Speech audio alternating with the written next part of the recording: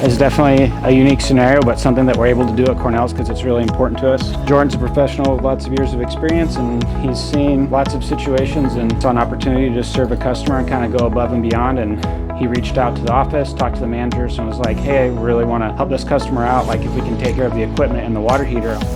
I want to see that pair of pliers. No. The other one. Yeah, that one. These are great. I love that one. It's ratcheting. Yeah, I see that. Nice. I don't know how I qualify for you guys to do this. I am beside myself, honestly. Well, no worries. We like to help out sometimes. Well, you did this time.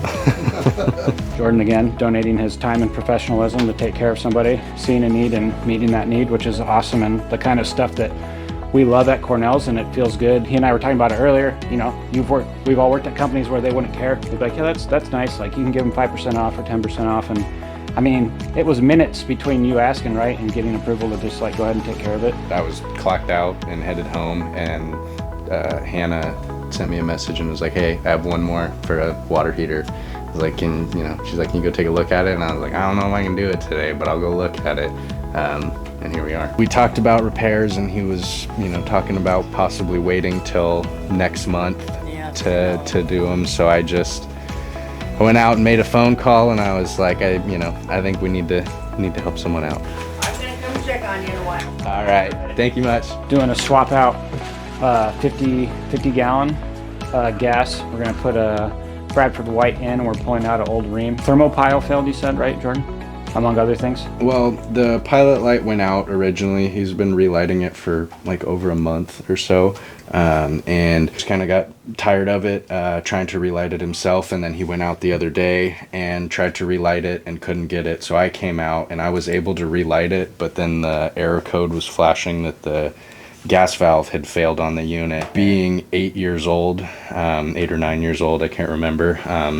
They've never serviced it or had anything done to the unit. You don't flush or do anything. These units rust from the inside, and so you'll start to get minor cracks on the internal tank of the unit. And so if you try to drain it or do any kind of flush or anything like that, sometimes you'll remove the rust that's basically holding those cracks together and can create a leak on the water heater. So it's always good to service your water heater at least once a year. Typically on water heaters, you'll have a 6-year warranty on the unit itself. So on the tank and the gas valve or any of the components. So that's just bleeding it. He turned the water off, so we're just bleeding it. So let the pressure off, and then the next thing he's gonna do is we're gonna turn this pump on. We're draining the water from the existing water heater, and this pump here just expedites it, because otherwise it could take quite a while. So a lot of the techs will have a pump that they use that helps get the water out of there quicker. And depending on how much sediment's in the bottom, it could go really fast, or it might take a little while.